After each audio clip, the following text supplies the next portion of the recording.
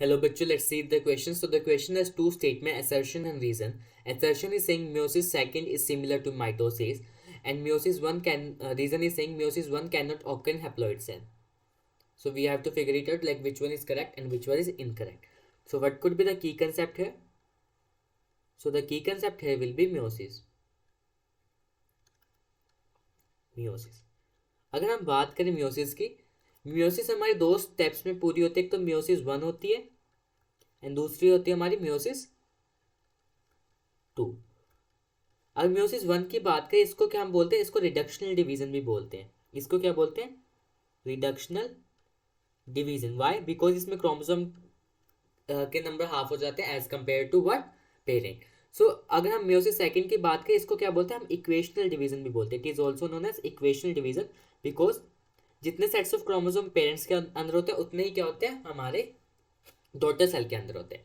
The assertion is saying meiosis second is similar to mitosis. Yes, because देखो mitosis भी हमारी क्या है?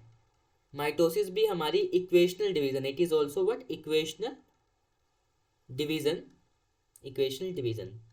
इसमें भी जितने सेट्स ऑफ क्रोमोसोम पेरेंट के अंदर होते हैं उतने सेट्स ऑफ क्रोमोसोम किसके अंदर होता है? डॉटर के सेल के पास.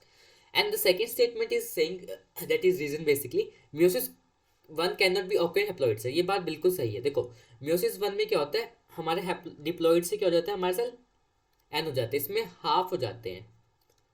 हाफ हो जाता है. जितना भी क्रोमोसोम सेट्स होते हैं उसका हाफ हो जाता है. सो हैप्लॉइड से देयर इज नो पॉसिबिलिटी कि एन से एन बाय टू बने, है ना? So this is not possible. So meiosis one can not be occur haploid cell. देखो हमारा रीजन भी ठीक है, असर्शन भी ठीक है. अब देखते हैं हम असर्शन. देखो assertion बोल meiosis second is similar to mitosis. इसका रीजन ये थोड़ी हो सकता है क्योंकि meiosis one can not occur in haploid cell. इसका रीजन बेसिकली क्या क्यों है? क्योंकि जो माइटोसिस जैसे meiosis second इसलिए है क्योंकि उसमें इक्वेशनल डिवीजन होती है. दोनों सेट्स ऑफ क्रोमोसोम सेम रहते हैं. सो assertion is right and like assertion reason both are true but reason is not the correct explanation of the assertion. So इस हिसाब से आंसर होगा इस बिहाफ पे answer B. So we can write the answer as B.